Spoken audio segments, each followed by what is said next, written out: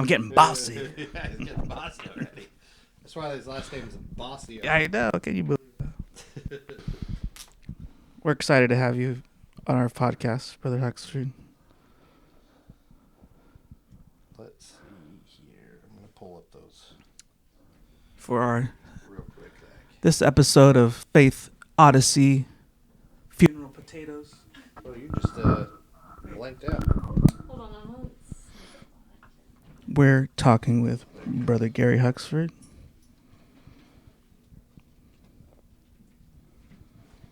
Pull this up real quick. You know, were you in Scouts?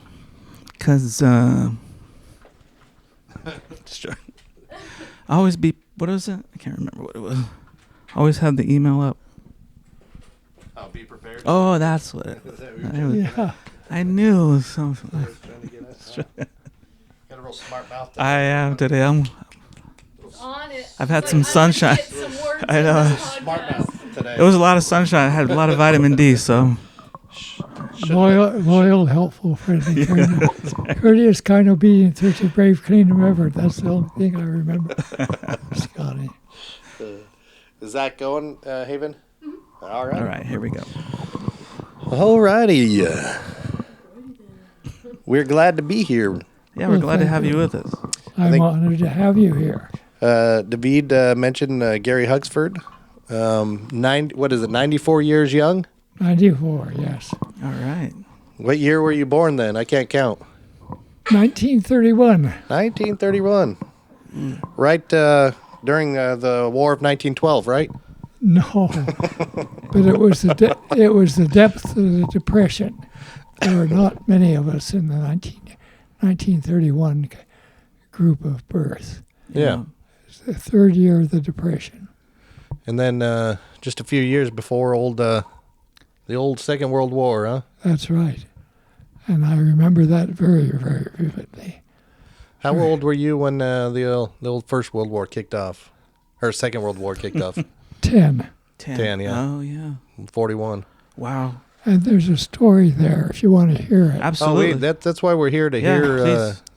hear stories of. That was it Your was youth. radio back then, right? Listening over the radio. Is that how you got information? Or No, Okay. actually, we were living in Astoria, Oregon uh-huh. at that time. And Astoria was the home port for the Coast Guard cutter, the Onondaga, Oh, okay. which is still home ported there, by the way. My folks had left to go to Portland and had left me with a family who had kids my age. And so we were outside playing, and one of the kids went inside and came running back out and said, "The Japanese have attacked Pearl Harbor, Hawaii." And I didn't know where Pearl Harbor Yeah. was. I knew the Hawaiian Islands roughly. Well, if you know Astoria, it's right where the Columbia enters Yeah. the ocean. So I remember we climbed up on a brick wall, stood on tiptoes, and I swear we could see the airplanes Wow. attacking Hawaii. But I shouldn't have started this story because it takes too long. Oh, we got time. We lived on the ground floor of a house on the outskirts of town, and the family that lived down in the basement, he was the ship's doctor of the Onondaga. He had a boy my age, and so we go on board the ship periodically, and we knew something of the shipboard routine. And the ship had a routine that in case there was an alert of any kind, the taxi company would go around and pick up people on leave, short leave, bring them back. And we knew the signal was that whoop, whoop, whoop, whoop, whoop, whoop, whoop. If you've ever been around ships, you've heard it. Anyway, she came running out, told them about the attack, and immediately we heard whoop, whoop, whoop, whoop, whoop, whoop, whoop, whoop, whoop. And next thing we noticed was that the Onondaga, which was orange, white, and blue colors, the Coast Guard colors, was changing its color to battleship gray. Whoa. And in half an hour, that ship was sailing out of harbor, had changed color completely. And that ship sailing out of harbor convinced us this was serious business. Yeah. That 10-year-old kid knew that we were at war. Yeah. Anyway, I'm curious where the Onondaga name came from on that ship. it's a name of a northern Indian tribe back on the East Coast. So the Joseph Smith at one point in time received. So when they were marching for, what was it for? I can't remember. When they had the whole group of guys and they were Heading to Missouri to redeem Zion. Yeah, what was the name of the mission that they're doing, or were they? Anyway, they part of the process in Chicago, they came across burial grounds of people of Native Americans, and they came across and they dug up one of them, and his name was Zelph. So Joseph Smith received a revelation. Oh, yes. And part of that revelation said that Zelph was a converted Lamanite that fought for the Nephi people, but he fought underneath the chief Onondaga, who was the chief of this group of people from there all the way to the Rocky Mountains. Oh, my goodness. So it was like, so when you're saying Onondaga, I'm like, that's curious as to The origin. yeah, the origin of those things. But and I guess it would make sense in terms of that sort of idea. So anyway, we're way ahead in the story. I'm up to 10 years old already. yeah, we forgot that. We forgot. Do you remember when you were born? Now, those early years, I was born in Salt Lake City. Those early years are very confusing to me, and by the way, rather sensitive. So I'm not sure how much you want to go on a broadcast like this. My mother was only 19 when I was born. My dad and my mother went to rival high schools. I don't know how they met. In fact, I don't know a great deal about those early years. And this gets in the rough period. They were divorced at a time when a divorced woman it's very common. was always very suspect. Yeah. Kind of thing like that. And I don't remember my dad being part of our family routine. I remember very little about him, except he was a superb athlete. If he had gone on to College University in Salt Lake, he would still be remembered as one of the great athletes Utah ever turned out. Anyway, so cancel out that. The only time I remember him was going to baseball games. He played semi-pro baseball, and I would be in the stands quite frequently watching him play. Anyway, that's interesting in terms of, so my, just relate to a little bit, because I was born in Salt Lake. But my mom was 19 when she had me as well. And I'll be darned. she had already had 2 kids by the time, I was the third one by the time she was 19. And I, to be fair too, I didn't know my dad, at all. But just, so you're not alone. Well, you can identify. Yeah. Anyway, I was raised by grandparents, my mother's father and mother. Mm-hmm. And if you ask eventually what was the major influence in your young years, it would be my grandmother. 5th generation Latter-day Saint, very intelligent, very bright businesswoman. We lived outside of town, out on, if you know the grid system in Salt Lake, we lived on 19th East and 21st South. So it was way up on the bench. Anyhow, I don't know where that is leading to. Well, it's just it's good you have a good influence from your grandmother. So I'm curious as to one of these questions here real quick. as you're growing up, how would other people describe you when you what were kind growing of up? what kind of kid were you? My grandmother repeated to me on several occasions, "You do not have a complex. You are inferior." Anyway, I was terribly shy, painfully shy. And I had nobody to defend me. I don't know whether that means anything to you. Oh I yeah. was not abused as a child by any means, but I had no playmates my age because we lived way out in the country. When I did get in trouble, which I had no playmates, I had cousins around. Yeah. And when I got in trouble, I had nobody to defend me except my grandfather. And I used to sing for my grandfather, and he died really prematurely.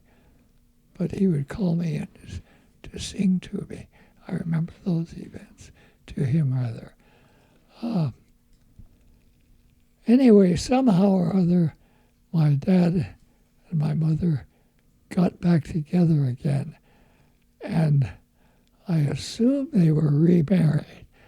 Now here's where things get pretty tacky. I don't know how much to share this. My grandmother always maintained that they were never married. Hmm. Now, she tells me this in the celestial room in the Salt Lake Temple when I was going through for my endowments. Now, that's a heck of a thing to spring on a Oh yeah. 19-year-old. You don't go home and say to your parents at age 20 and say, "Are you people married?"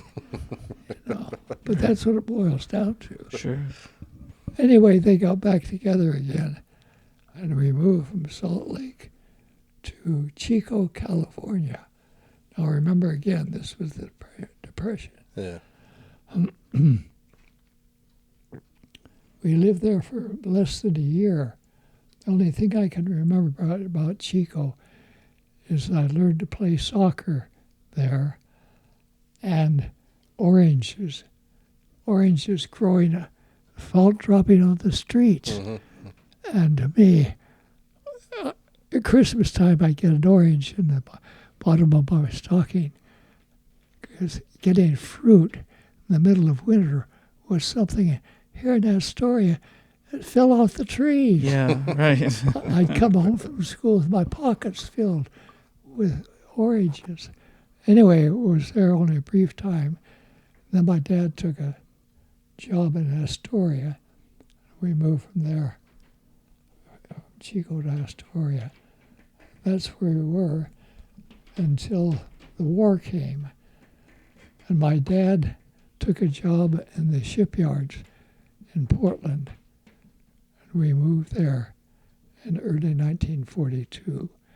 And if people ask me for my hometown, I generally tell them it's Portland, Oregon. That's when I went to junior high, Mm-hmm. and high school.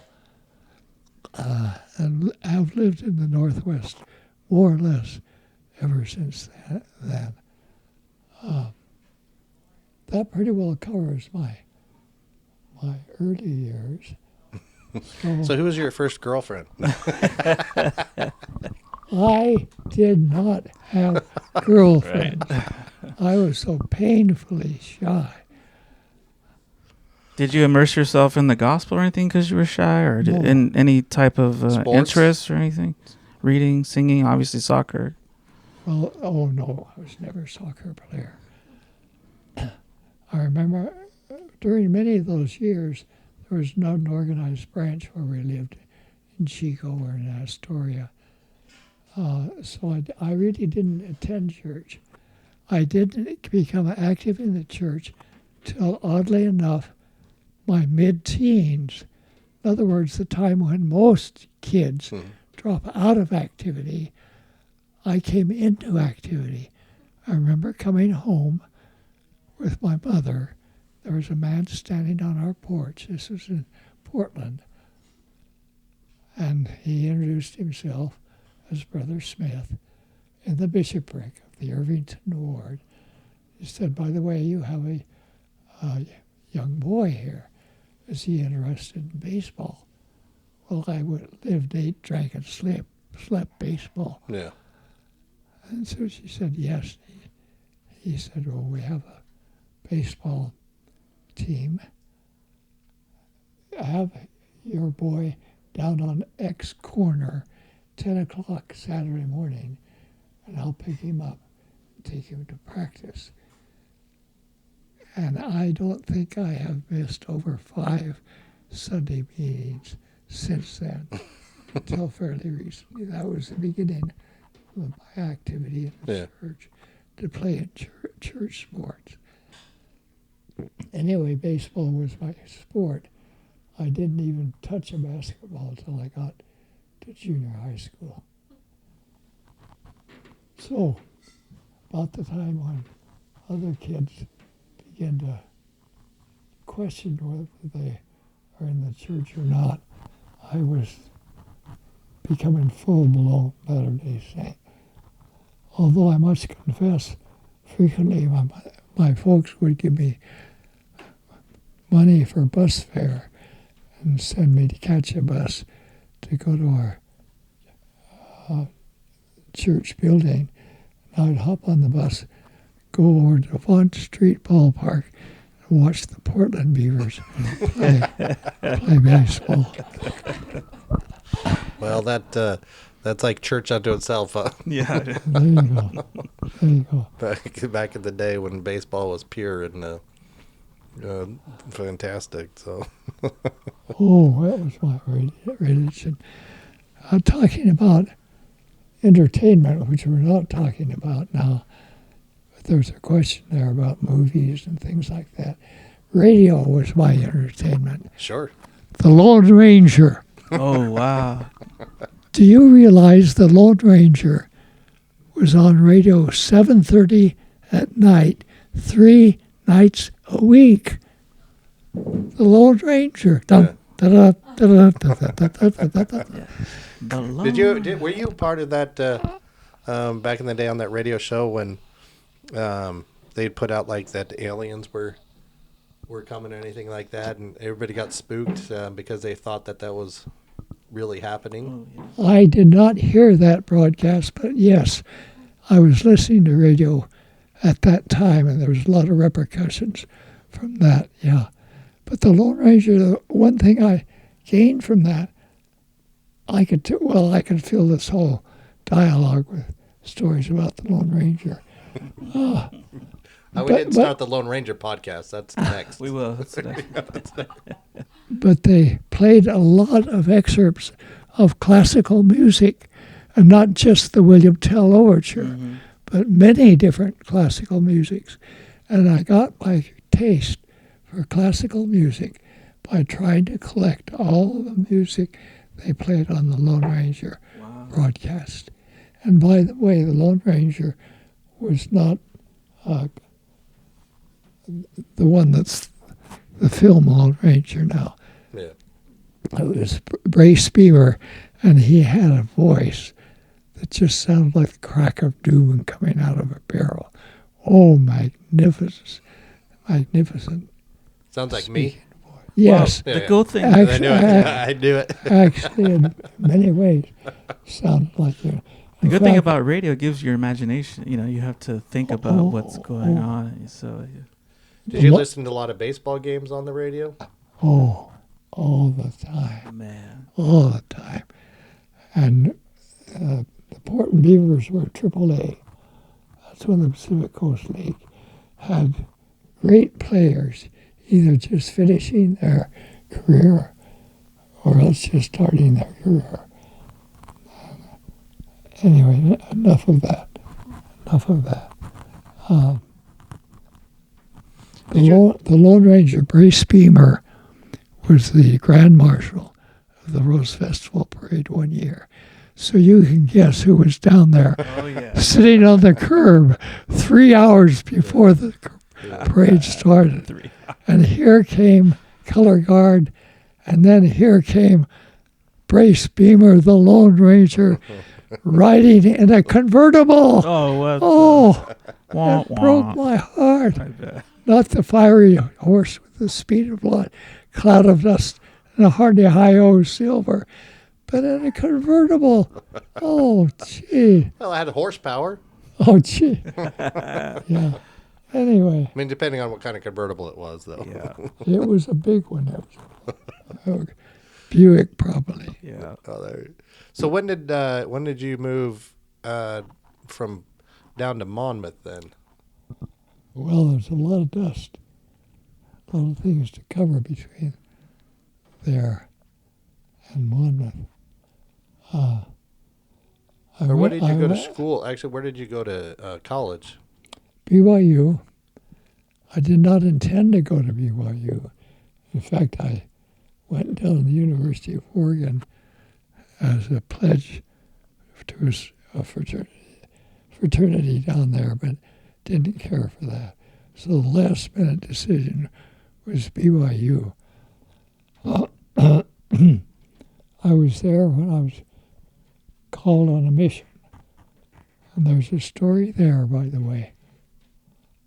I will always reverence the name. And now I've forgotten it. Our bishop. Kathy? What? Who was our bishop that called me on a mission? That called you on a mission. I'll have to think about it. All right. Go on to the story. Anyway, this was during the Korean conflict, and the church had entered into an agreement with the selective service people that it could call just X number of missionaries. I think it was one missionary per unit. And I had gotten my clearance from our local draft board, but the clearance was signed first part of 1951. Got a call at 5 o'clock one morning from the bishop telling me to meet him at the selective service office at 7 o'clock. I knew it didn't open till 8 o'clock. He said, I don't care, you be down there an hour ahead of time. So I met him down there, and we went before the woman who was the secretary of my particular draft board. And the bishop started to explain that my clearance was in 1951. And he said, could you predate this to the end of 1950? And then they explained what the arrangement was with the draft board in the church. And she said, oh, is that all you want?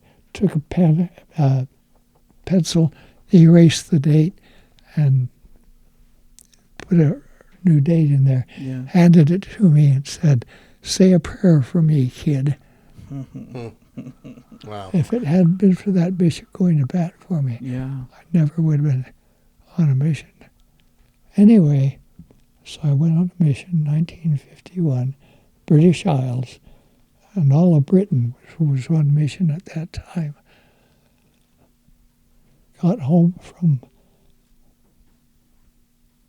I had gone to college for a year prior to going on a mission. So when I came back, I, in essence, volunteered for the draft. And so I went into the service then for the next 2 years.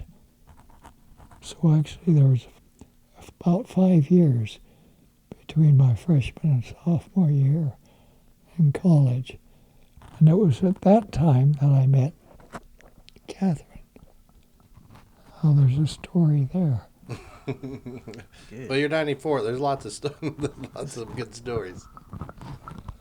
Did you? So, when you went for the draft, did you end up going?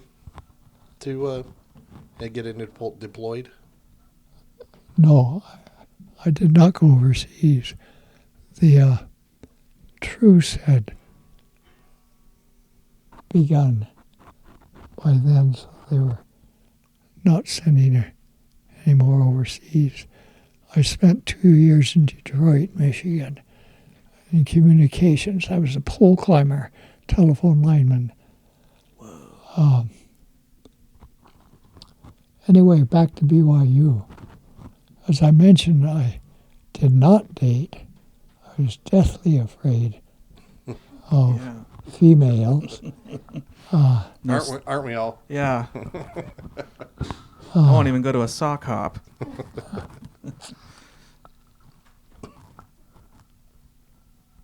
I got a call.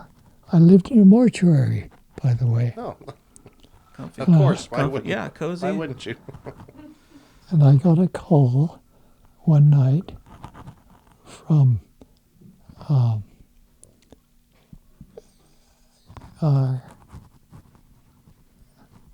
oh, come on. He later became Chief Justice in Utah. Anyway, he asked me if I would speak at the ward. I was there at BYU when they organized the Stake and Ward organizations. Believe it or not, BYU had 2 branches. I attended church down in town, Provo First Ward, so I wasn't enrolled in any of the branches. I told him that Monroe McKay was his name. I said, I don't attend your ward. I said, I have a singing engagement here in our local ward. He said, well, sounds like it's not too convenient. Anyway, appreciate your willingness, but we'll get you another time. Fine. And hung up. And that was it. Now here's one of the miracles of my life. 10 minutes later, the phone rings. He said, this is Monroe.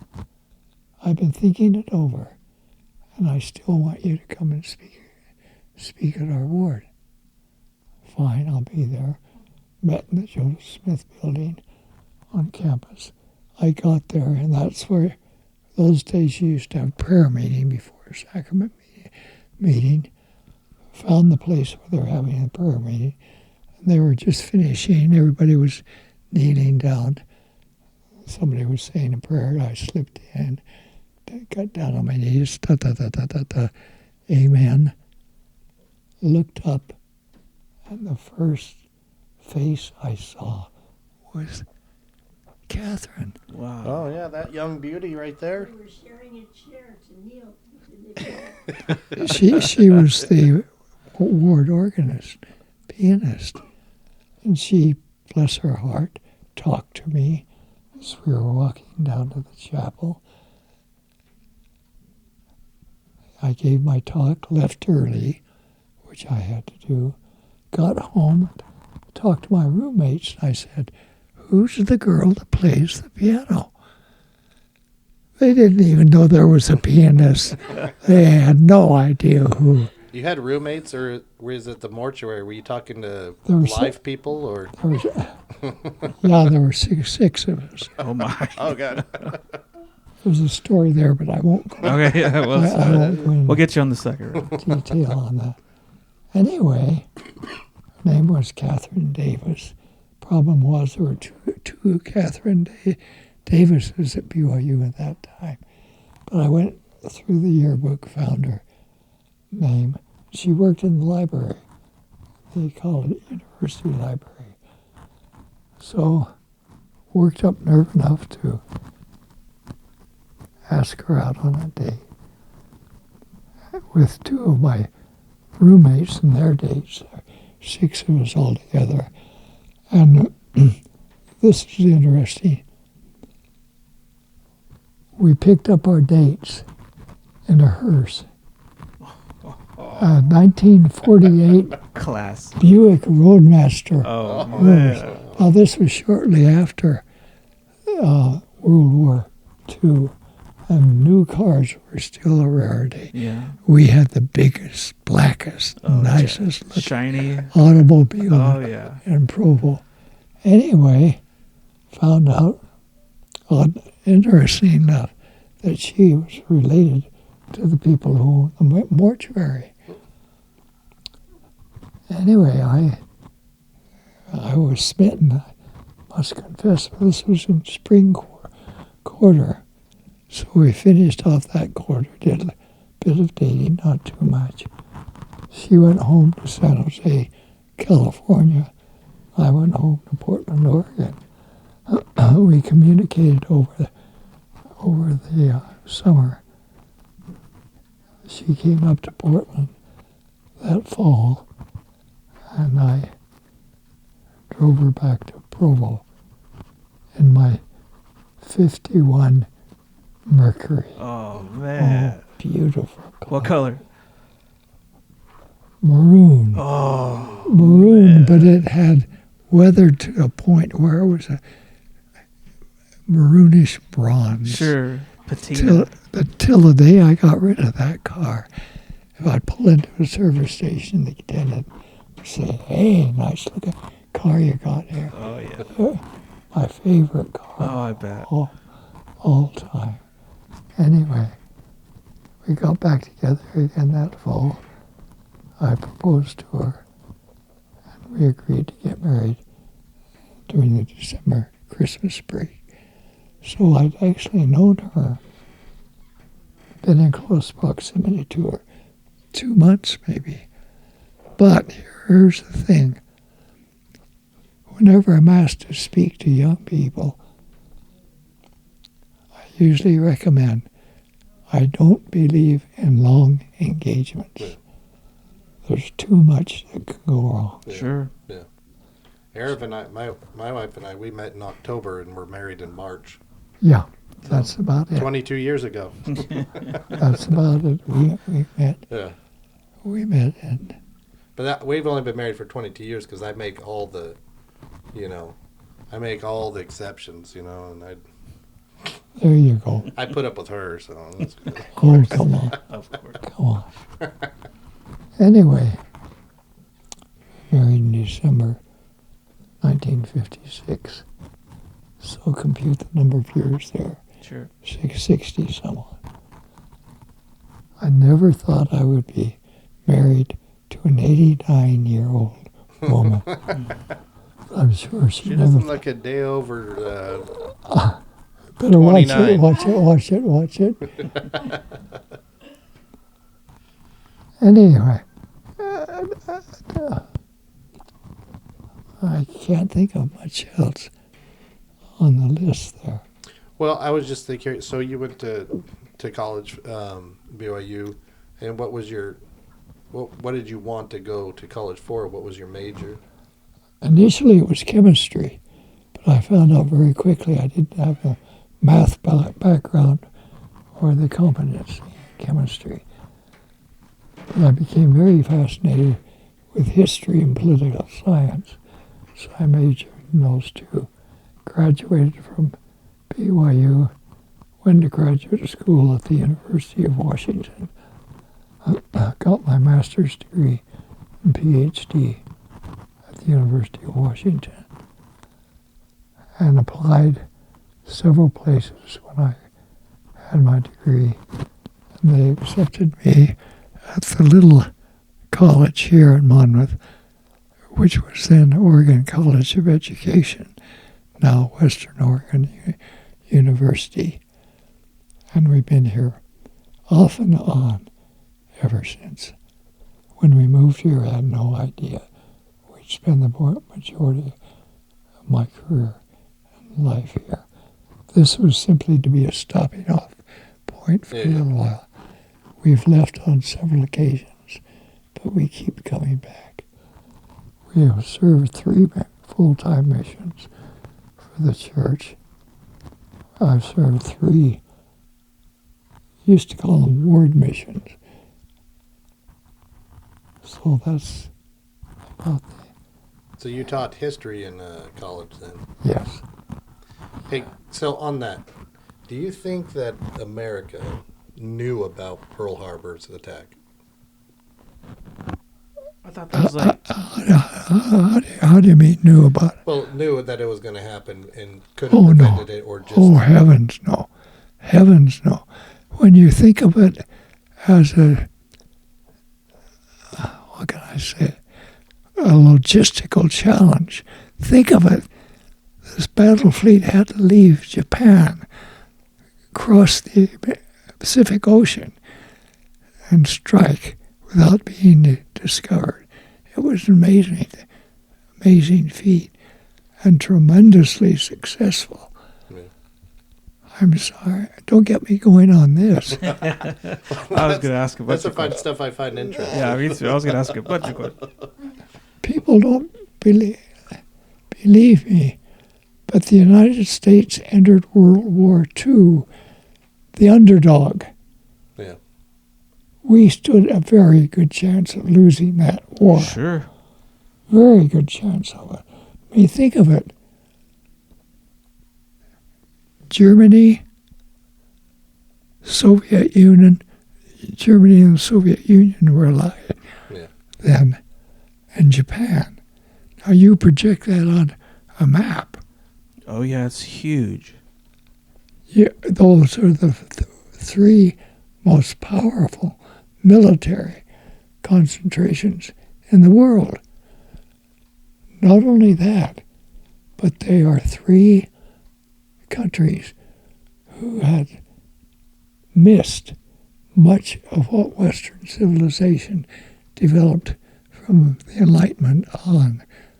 They were alien to the Western idea of parliamentary procedures, civil rights and liberties, Yeah. the Enlightenment, all sorts of stuff like Women's that. rights, yeah. So they were not only powerful military concentrations, but alien ideologies.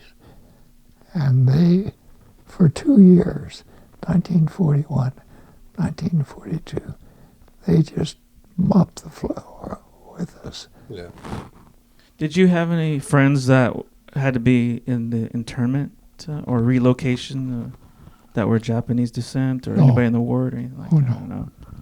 I thought you were going to ask, do you have any relatives who were killed in the war? Oh, well, that too. Yes. Yeah. Uncle was killed in the invasion of southern France. Not the Normandy invasion, but the invasion of southern France.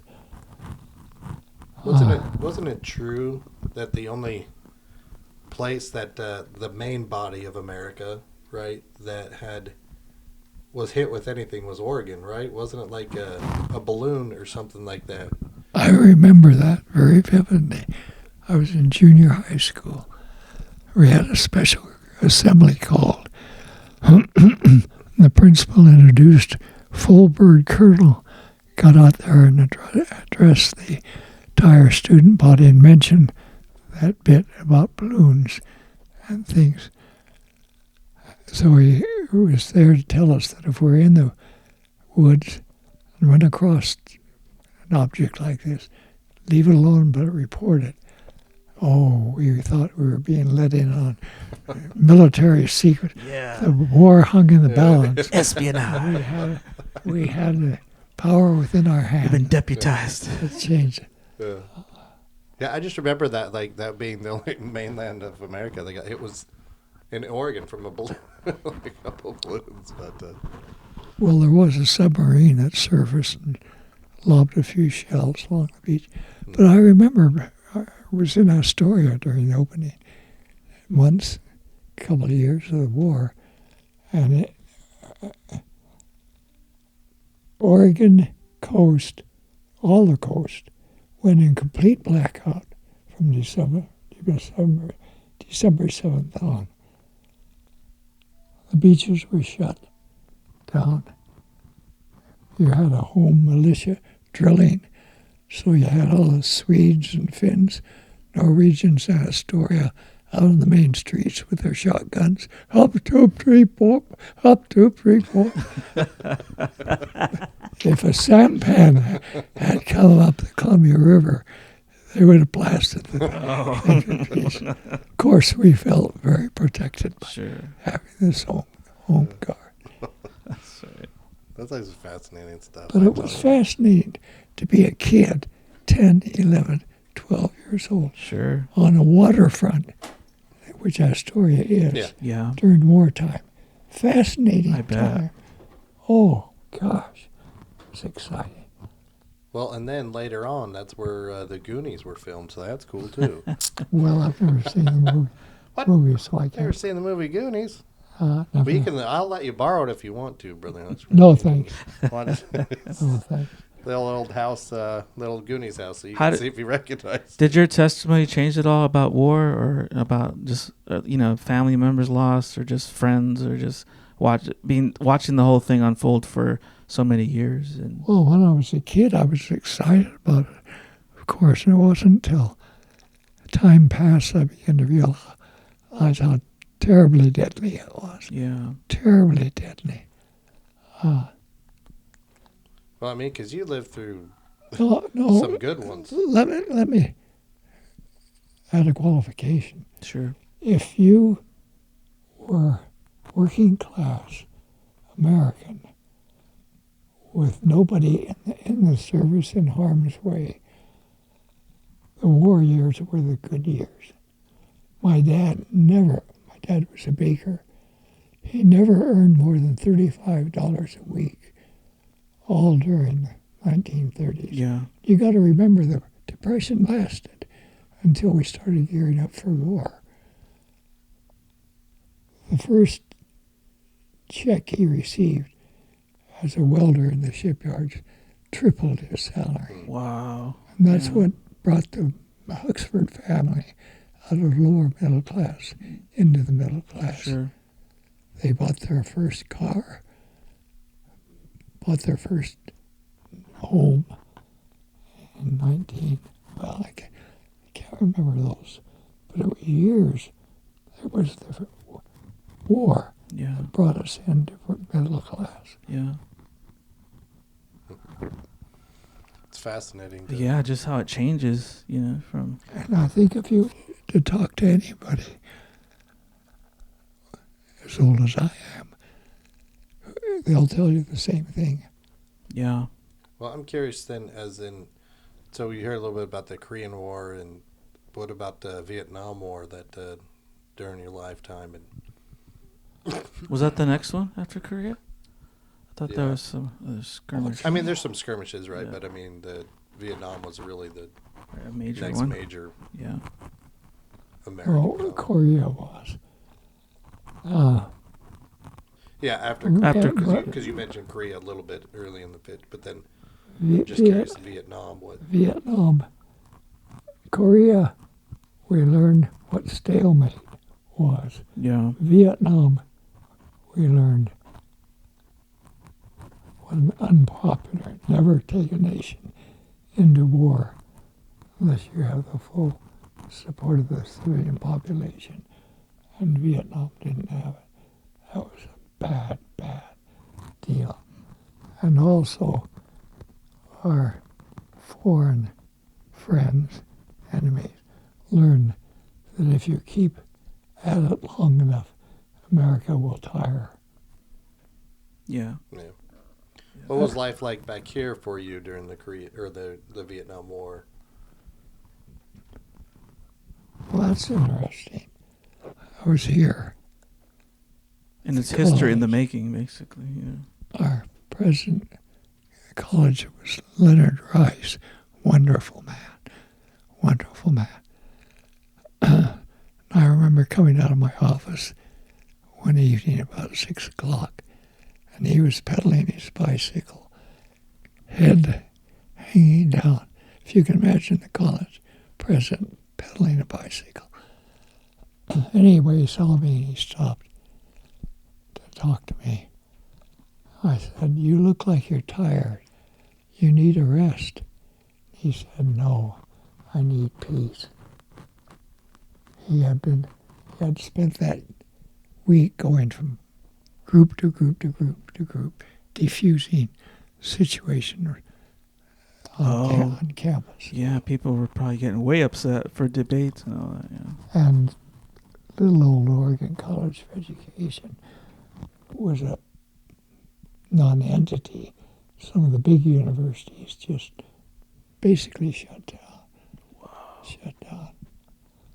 But we had our own little conflicts here, and little old Monmouth. Oh, I remember. Let me tell you a story. This was during Vietnam. Teaching a class, and I had the usual college-age students, but there was a fellow in the class that obviously was older than the usual college student, stocky fellow. And it was during the March on Washington, where groups from all over the United States were getting together and converging on Washington. And some students in the class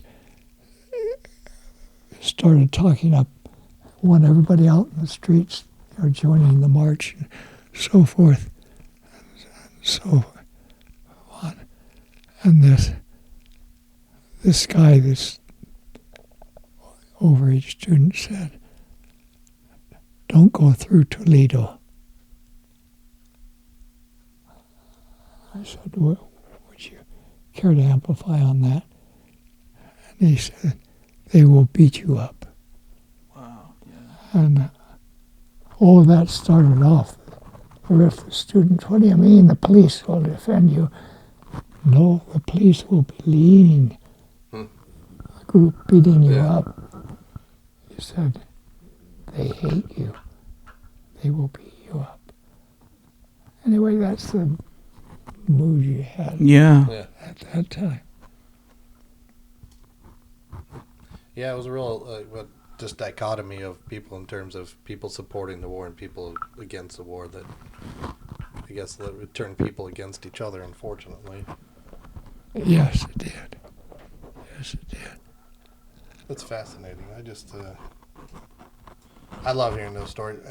When did you meet my my in-laws, right? The Hansons. yeah. Oh. Must preface this as I have to you already. Lloyd Hanson is my deepest, most beloved friend I've ever had in this world. Anyway, he was the first person I met in Bonner, a member of the church. I hauled a trailer down and put it, and we had rented a house here. Knock on the door, open the door, and there was Lloyd and Eric. They helped me unload that night. Introduced himself. I don't know what there was. There was a kinship there that was very deep, very abiding. Lloyd was a contradiction. Did you know Lloyd well? I never met him. He was passed away before Arab and I were married. He was a contradiction in terms. Very self-effacing, very unsure of himself, which is odd. But put him on stage where he could fold into a role of another person, and he commanded that stage. So that dichotomy between insecure, shy, retiring, and yet give you an example. I think I've told you this before. His boast was, in all his days on the stage, he had never missed a cue. He played the lead in almost every musical, both the college and The Pinnacle put on. He played the lead in Kiss Me Kate. And if you know, the lead comes on singing his signature song, "I've come to will the drive it willfully and cat pat you. So Lloyd comes on stage singing that song, and he didn't miss his cue, but he forgot the words. He forgot the words, but he made up words that rhymed and sang through the whole flippin' song. Ad-lib. So unless you knew the lyrics, you didn't realize what this guy was doing up there. He's ad-libbing a song. Oh, it was amazing. Amazing. That's a talent. That's fascinating. And that was at the Pinnacle? No, that was here at the college. At the college.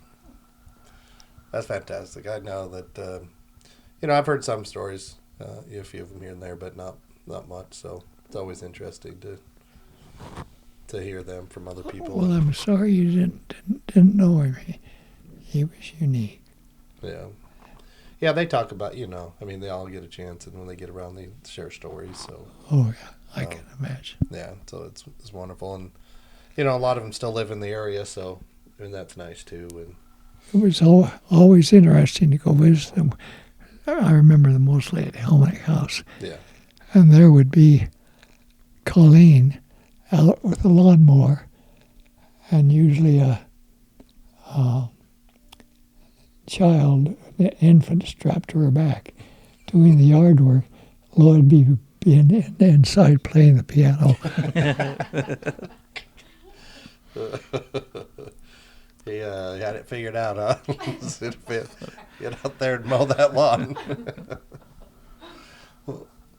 So you guys, you went on a mission to the British Isles, as you mentioned before. Is there any part of that, as you're a missionary in the British Isles, that any real interesting story that took place there, or real spiritual sort of story that? Well, I've told this story before, and perhaps you've heard it. So stop me. This was in Ireland. Ireland was part of the British mission at that time. And as I mentioned earlier, the church had agreed to a selective service, that it would limit the number of missionaries. So the church called back into service local 70s. That's when we had local 70 quorum. So we had a lot of middle-aged and past middle-aged men out in the mission field. One such was a man named Daniel Beck, probably 65, 70 years old. And he was assigned to Ireland. I was the district president there, so I had him as my companion. Elder Beck, I could fill this whole dialogue with stories about Elder Beck. Anyway, in the process, we had made contact with this man who was a spiritualist. Now, a little bit of explanation. You've got to remember that people living in the British Isles, if they were 40 or above, had lived through not one but 2 world wars. Yeah. As a result, established churches had pretty well declined. They'd be empty, but a lot of, what can I say, fly-by-night religions had sprung up in their place. And one group were spiritualists. And we were meeting with this man who was a this man who was a spiritualist. I could tell right away that we weren't getting anywhere, but he was a very friendly guy, invited us back, loved to talk, and Elder Beck was fascinated with him. Anyway, this guy became ill, deathly ill. We visited with him, and he had the elders of his group. I don't know anything about the organization of the spiritualist group, so I don't know how it was. He had a group of their elders come in and perform last rites for him. I don't know what it consisted of. Anyway, he said, I understand you people. Do something for someone like me facing death. We said, yes, we minister to the sick. He said, could you do that for me? We said, of course. So I told Elder Beck, I said, I'll do the anointing, and you do the sealing of the anointing. So I did the anointing, turned it over to Elder Beck, and Elder Beck started. And starting, it was pretty well pro forma. Oh, we bless you, that you will feel comfort of your Heavenly Father, da-da-da, da-da-da. And then suddenly, he stopped. And I swear, the light in the room changed. Only thing I can think of comparison is the day of Pentecost in the New Testament when the Holy Ghost descends. I swear his voice changed. And Elder Beck said, Satan has decreed your death. Now think of that. Yeah. Satan has decreed your death and has made it known to his own, meaning the clergy. Yeah. But by the authority of the priesthood that I hold, and in the name of Jesus Christ, I revoke that decree and say, you shall live. Oh my. Now, there's somebody going toe-to-toe with Satan. Sure. This little guy raised cattle in Gunnison, Utah. And he's going, we talk about forces of good, forces of evil, and so forth and so on. But it's gently in the abstract. This was concrete. He was challenging Satan. We left the house. I said, Elder Beck, did you hear what you said back there? And he said, oh, sure. He's going to be fine. And he was. At least last time we met him, he was doing fine. Yeah. Kind of thing like that. So... Did he, after that point, was he more receptive? Oh, no. No. He was, the spiritualists have a deep philosophy. The heart of spiritualism is communication between this world and the next. Anyway, enough of that. How did you get to your mission? Oh yeah. What means of travel? Yeah. Sailed over on the Queen Elizabeth, sailed back on the Queen Mary. Wow. Do you have to share a room, or is it kind of... What's that? Did you have to share a room there, or is it with other elders and stuff? Yeah. Yeah. There were...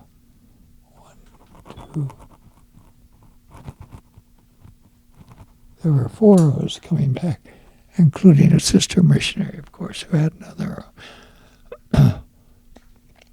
I can't remember, about 4 or 5 of us going over. But that was our introduction to the fact we were entering another world. Oh man. How long did it take to sail there? 5 days. Yeah, imagine 4 or 5 days. Yeah. Did you? Was there any massive storms while you were? Always we sailed in March, which is very rough in the North Atlantic. Yeah. I didn't miss any meals, but I sure didn't feel good much of the way. And then halfway through, I mean, it was nasty weather. Then suddenly we went out on deck, beautiful, warm, birds flying, everything. We sailed into the Gulf Stream. Yeah. Nice. That warm weather coming up from the Caribbean. And then a day later we were back in the storms again. That was also my introduction to British cooking. Don't ever go to Britain for the cuisine. Never. Yeah, they're pretty wildly known for their not great cooking. They're Pretty getting bland. they're getting better. Yeah. They're getting better, much better. Whatever, blood pudding or something was it? Yeah. Oh, the good old. You travel, you go bed and breakfast, and English breakfast is all the same wherever you go, but it's massive. 2 different kinds of bacon, sausage, and fried tomatoes. Fried tomato, beans, right? Yeah. Yeah, and beans. Yeah. Beans. That's where I got my taste for fried tomatoes. Oh, that's fascinating. Cool. Yeah. So you guys you went on a few missions together. Yes, we went on a mission to Kenya, Nairobi mission, and then to Haiti, Port-au-Prince mission. I was determined somebody in Salt Lake wanted to kill us. They were very different missions. Yeah. Very different mission presidents. We could go on about diatribe about mission presidents, but I won't bore you with that. I remember we were encouraged as a ward to write all the missionaries, and I would write them while they were in Port-au-Prince, I think once or really? twice. Yeah. I don't think they didn't get it though, David. They gave me the wrong. I was a counselor to President Moody in Haiti. Wonderful man. He made the mission worthwhile. Other words, in other sense, it was a failure on my part. But President Moody made it worthwhile. That's just a lot of cool stories. Yeah. Is that getting heavy on there? The microphone. Oh, that's all right. But are we getting close to the end? Yeah, Yeah. I guess just one more thing. If you would be willing to just bear your testimony and think about the Also, gospel. yeah. Thank you for all the great, fascinating. I was brought back there a couple in those eras, just the way the story was told. Yeah. But yeah, your testimony. Well, I'm a 5th generation Latter-day Saint, as I mentioned to you. So my testimony is as natural as breathing. I can't conceive of a world without the gospel in it. Now that doesn't mean I have been wholeheartedly in agreement with everything that happens. One of your questions is, which of the prophets do you remember most vividly? You always remember the prophet of your teen years, and that to me was David O. McKay. Mm-hmm. Yeah. Grand man, but if I had to say the prophet who spoke and acted most like a prophet, it'd be Spencer W. Kimball. Yeah. When he talked, it was the Old Testament. It was Isaiah talking. Yeah. Amazing. And his decision on blacks in the priesthood was a landmark decision. Yeah. The church would not resemble the church it is today at all had he not received that revelation. I mean, here's something to chew on. I'm asking you now. Point of doctrine. Ezra Taft Benson and Spencer W. Kimball were called to the Quorum of the 12. Yeah, the same day. Same day. Yeah. When it came time to set them apart, Spencer W. Kimball was set apart first, and then Ezra Taft Benson. Now, if that sequence had been reversed, do you think there would have been a change in priesthood ordination? I don't think so. I don't think so. No. They're different eras, of time, or Oh, no. They were contemporaries in age and everything else. yeah, But Spencer W. Kimball had worried about that priesthood ban for a long, long time. He prayed about it. Ezra Taft Benson felt that the civil rights movement was a communist conspiracy. He detested Martin Luther King. I mean, I can't think of anyone further away from empathy to extend the priesthood than Ezra Taft Benson. So I can't help but think the Lord in his wisdom dictated the order of their ordination. absolutely.